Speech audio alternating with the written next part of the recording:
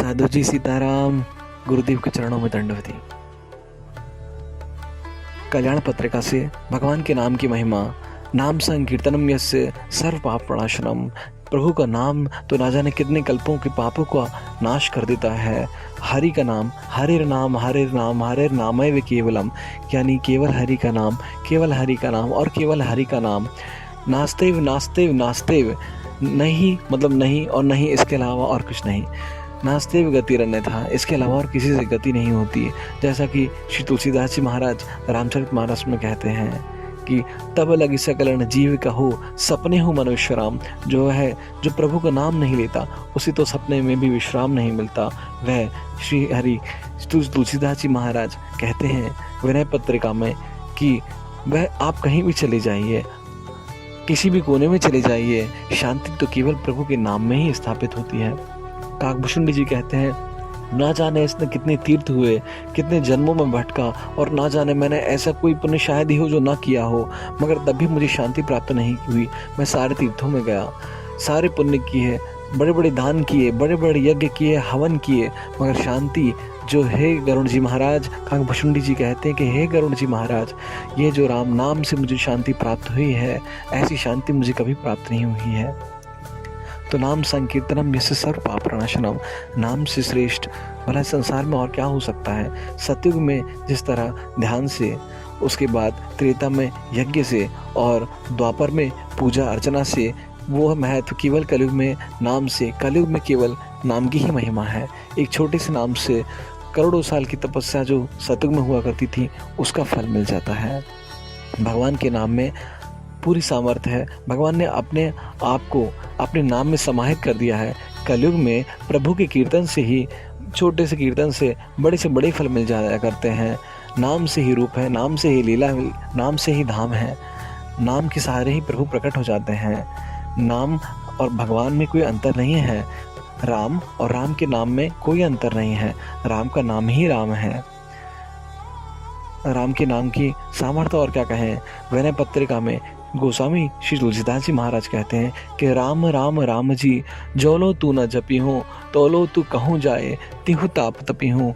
राम राम राम जी, अरे राम जी, अरे राम जी, राम का नाम ना लोगे तो दुनिया में कहीं भी चले जाओ साधु जी, कहीं भी चले जाओ, मुक्ति नहीं मिलेगी, शांति नहीं मिलेगी, और वैसे ही जलते रहोगे जैसे मोमबत्ती जलती रहती है बस। इसलिए संकीर्तन की महिमा अनंत कही गई है। इस 32 अक्षरों के तारक ब्रह्मांड प्रचार ही, इन कीर्तनों का प्रचार ही सबसे अधिक है। हरे कृष्ण हरे हरे, हरे राम राम राम हरे हरे, हरे कृष्ण कृष्ण कृष्ण हरे हरे, राधा राधा कृष्ण कृष्ण राम राम, सीता राम, रघुपति राघव राजा राम। ना जाने अखंड कीर्तन, अनंत मंदिरों में, अखंड मंदिरों में निरंतर चलता ही रहता है और चलता ही रहता है। नाम की महिमा क्या कहें। नाम में तो वो सामर्थ्य है जो हर मनोकामना को पूर्ण कर देती है। हमारा तो साधन भी राम है और हमारा साध्य भी राम है। यानी किसी चीज़ को प्राप्त करने के लिए जो साधन होता है वह राम नाम है, मगर वह प्राप्त क्या किया जाना चाहिए तो वह भी राम नाम है, साध्य भी राम है और साधन भी राम है।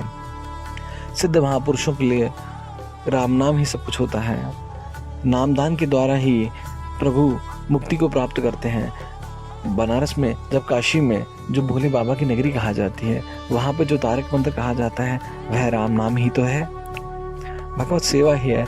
नाम ही जब तक पूजा, नाम ही सेवा, नाम ही जब तक तीरथ, नाम ही सेवा पूजा, नाम से ही जप, नाम से ही तीरथ, नाम ही सेवा है, नाम ही पूजा है।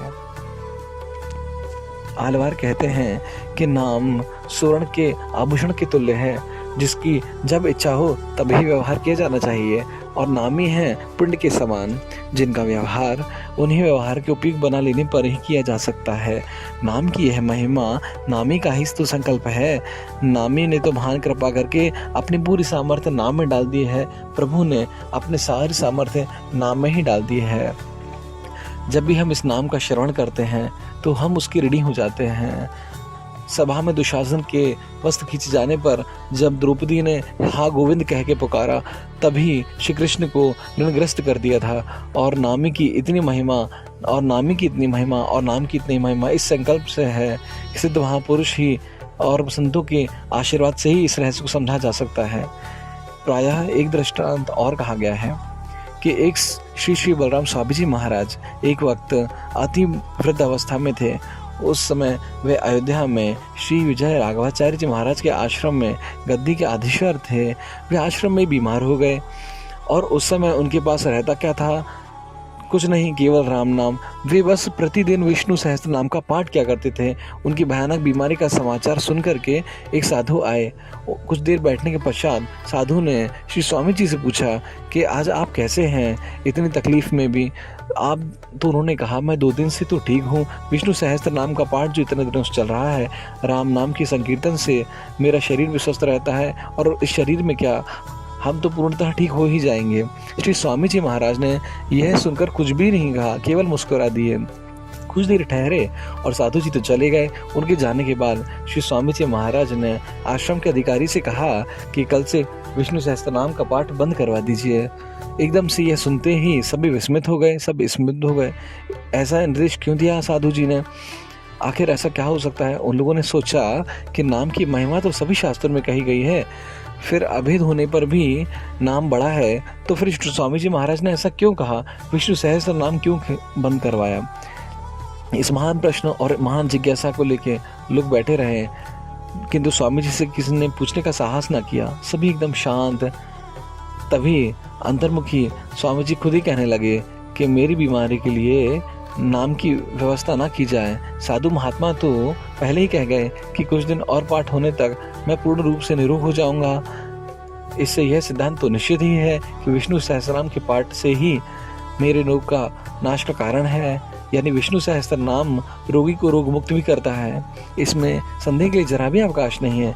इसीलिए फलश्रुति में आया है विष्णु सहस्त्रनाम में कि यह रोगों को और हर काम को, जो कुछ भी शास्त्रों में लिखा गया है वह सभी सत्य है। नामी के विधान से ही यह महिमा सत्य है। सभी फलदान के समान आदि उक्त हैं। स्वयं श्री हरि कहते हैं कि उनका संकल्प शिष्यजनों की स्वीकृत इस सिद्धांत को दृढ़ करा देने के लिए ही मैंने विष्णु सहस्त्र नाम का पाठ बंद करा है। मैं फिर पाठ आरंभ करूंगा, नाम संकीर्तन शुरू करूंगा। नाम का उद्देश्य है भगवान की प्रसन्नता प्राप्त करना, ना कि किसी कामना के प्रति उस कामना की पूर्ति करना। इस प्रकार की बुद्धि रखना ही श्रेष्ठ है। जय सीताराम साधु जी।